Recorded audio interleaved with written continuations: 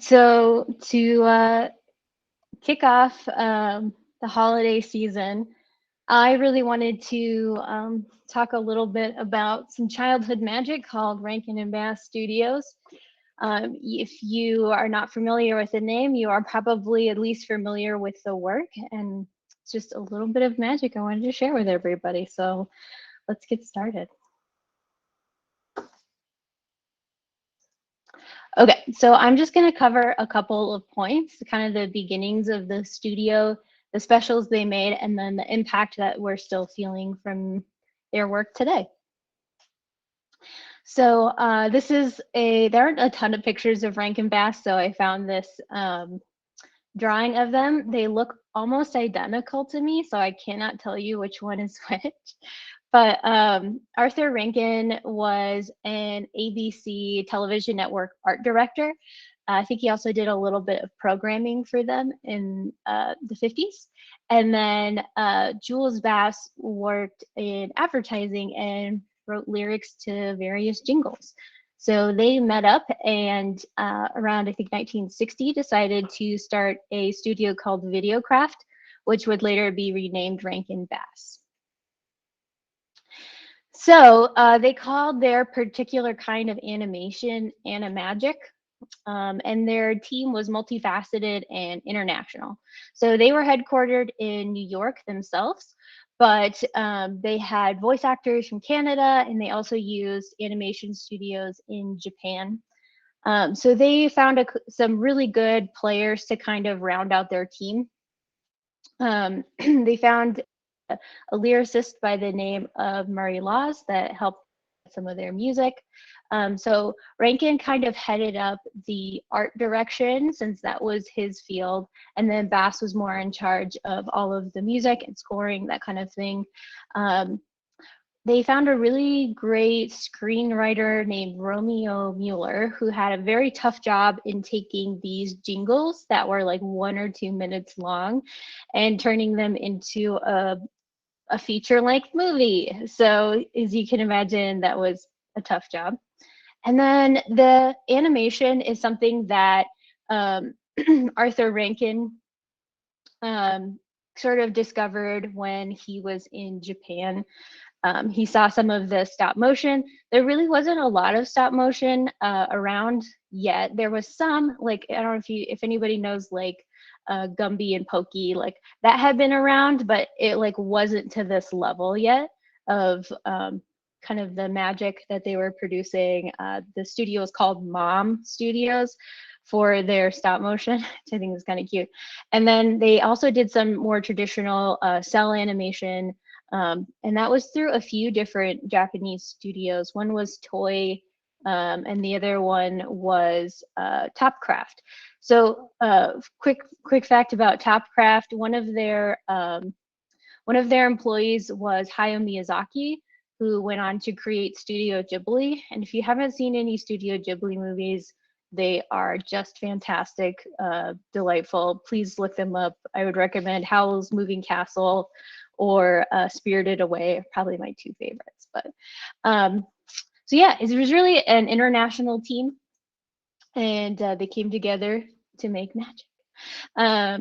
So their first big hit, this wasn't their first production, but it was their first big hit, came in 1964 with Rudolph the Red-Nosed Reindeer. And that had already been a popular song for a number of years. It aired on NBC, and it was commissioned by General Electric. They used to have what was called the GE Fantasy Hour, where they would pay different studios to make specials for them. So they had already worked with Rankin Bass on a series called like The Adventures of Pinocchio or something, and asked them to do a Christmas special for them. So I would say that this was kind of the first real Christmas special. There had been special episodes, Christmas themed episodes of various shows, but this was kind of a standalone by itself Christmas special. So it made it really important. And it really kicked off like a craze of Christmas specials. So Coca-Cola actually paid to produce, the year after this, they paid to produce Charlie Brown, and the year after that, they paid to produce The Grinch. So really started the ball rolling on Christmas specials. They were one of the first places to do celebrity narrators and like get celebrities to do a voice in your cartoon. So Disney was around back then, obviously, but they weren't really doing celebrities yet like they do today. So they kind of started the ball rolling on that as well. So their celebrity narrator was named Burl Ives, who it maybe isn't a big name today, but back then was a huge name. He was an Academy Award winner and a folk singer. So he was heavily used in the marketing for the show to get people to watch it. Again, we had this beautiful, adorable stop motion animation that was just delightful to watch. Like I said, catchy hits like Rudolph the Red-Nosed Reindeer, Holly Jolly Christmas, and they wrote a few just for the special as well for Burl Ives. And they also started this like childhood misfit narrative that I think is more commonplace today, but wasn't necessarily back then. And I think that really resonated with a lot of kids and adults. So I've got a couple of pictures here from Mom Studios in Japan. Fortunately, these did not have the caption of like who's in the pictures. I think it's most of the time they talk about Tad Mochinaga, and I'm so sorry if I mispronounced that, but he's the one most referenced. So I think he's the one in those pictures, but I'm not 100%. But this is Mom Studios, and they're working on the puppets for the stop motion. As you can see, they're kind of like a third scale, maybe about like 12 inches each. So really, really detailed work there. And then picture in the top left corner is Sam the Snowman, who was Burl Ives' character. And like I said, heavily featured in the marketing to get people to watch the show. So they did a few other productions like Little Drummer Boy, and there was one called Cricket on the Hearth. There was one called Ballad of Smokey the Bear. But this, I would say, was probably their next greatest hit, was 1969's Frosty the Snowman. And again, you can kind of see a theme that it's based on another hit song. Frosty the Snowman had been written in I think in 1950 by Jack Rollins and Steve Nelson. And so they got the rights to the song, and in 1969, December 7th, actually, it aired on CBS. Again, they got a celebrity narrator, and it had a really distinctive style. I'll talk a little bit more about the art style in the next pictures in the next slide where I have more pictures on it. But and then let's see, the narrator for this one was again, a star at that time that maybe we don't know today, but his name was Jimmy Durante. He'd actually gotten his start in vaudeville. He was a jazz singer, a comedian, and an actor. He was really well known to older folks, and they wanted to kind of introduce him to kids. So this was actually Jimmy Durante's, I think, last role. He was one of the first people to record Frosty the Snowman almost 20 years prior. So it was kind of cool that they brought him back, had him re-record it, and had him narrate the special. So I talked a little bit about the really distinctive style. You'll notice that it looks visually quite different. So one is, of course, it's cell animation and not stop motion, but they really wanted to make this look like a Christmas card. So what they did was they hired an artist by the name of Paul Croker Jr., who did Christmas and greeting cards. He also worked for a company called Mad Magazine, if anybody has ever read that. But he did the character and background animations, and then they worked with another Japanese company named Mushi Productions in Japan again. But I think the colors and some of the simple like character drawings and everything, I think it all kind of works together to just be very enchanting. So you'll notice that maybe if you've ever seen the two specials I talked about before, Santa is actually in both of those, but he did have his own specials as well. About 3 that I can think of. Santa Claus is Coming to Town in 1970 had a star at the time, Mickey Rooney, who did the voice of Santa Claus. That one was also hosted by another celebrity, Fred Astaire.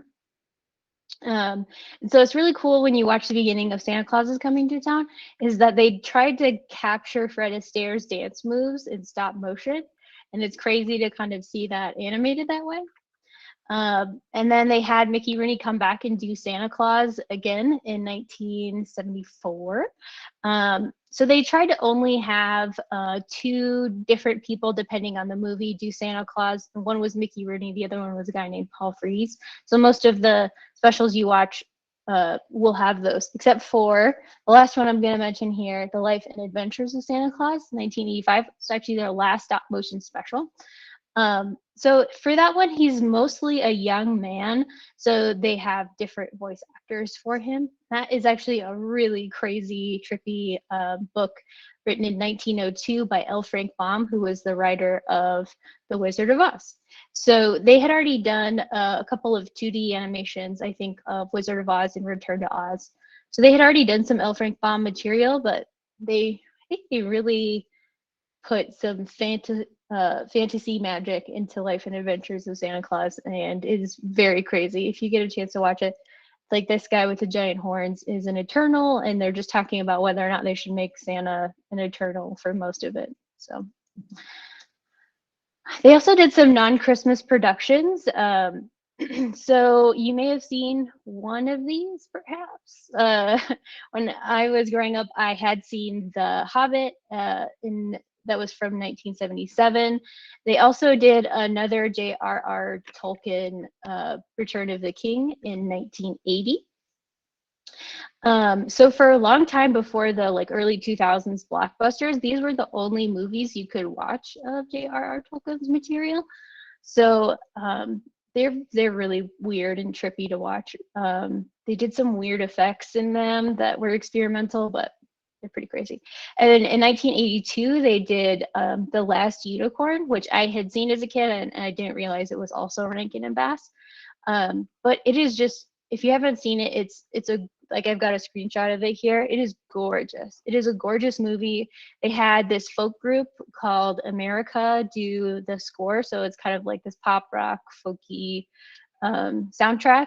And then they had one of my favorite actors of all time, Angela Lansbury, does a voice in it. So if you haven't seen it, check it out. And then one that a lot of you are recognizing is Thundercats, which is weird because it's totally different from a lot of the stuff they did. But at the height of He-Man popularity, they produced Thundercats. And I think they tried to do one or two little series after that that were similar styles, but they never got to that level of popularity again that they had with Thundercats. Of course, this is a little shot of Lion-O, a new sword, but yeah, so Rankin and Bass, their partnership kind of split up in 1987 after over 2 decades of making over 18 TV specials and movies, as well as a couple of different series. So what kind of legacy did they leave behind? Of course, Rudolph is one of the longest running Christmas, I think it is the longest running Christmas special in television history. And it's been parodied on so many different shows because it is so iconic. I can think of a couple offhand. I think Community did an episode of trying to do that Rankin and Bass animation. I remember that 70s show did one, SNL, I think Mad TV did one, just to name a few. And then there are also more contemporary movies that were super heavily influenced by Rankin and Bass Animagic. Like if you've ever seen the movie Elf, that starts with a whole, I think it starts and ends with like stop motion. And then, of course, the Nightmare Before Christmas was also very heavily influenced by this Animagic. And then another thing they kind of pioneered was the idea of a multiverse. If you, sorry, not a multiverse, cinematic universe, excuse me. So if you look at the picture I've got here, it's from Rudolph and Frosty's Christmas in July, but they were one of the first cinematic universes. So they had characters from different movies show up in another character special. A lot of times it was Santa Claus, it could be Rudolph, it could be Frosty, it could be Jack Frost. But they showed up like recognizably like same or similar designs, and then kind of the same voice sound, all that. So they would cross over into each other's episodes to make a whole cinematic universe. So one of the first, not the first, but one of the first studios to do that. And then for me personally, I would say Rankin and Bass represents a lot of my childhood, and especially that like magic feeling of being a kid at Christmas, which every time I watch one of their Christmas specials, it just like takes me back to being a kid, and like watching it with my parents and my grandparents, and gives you those warm, fuzzy feelings all over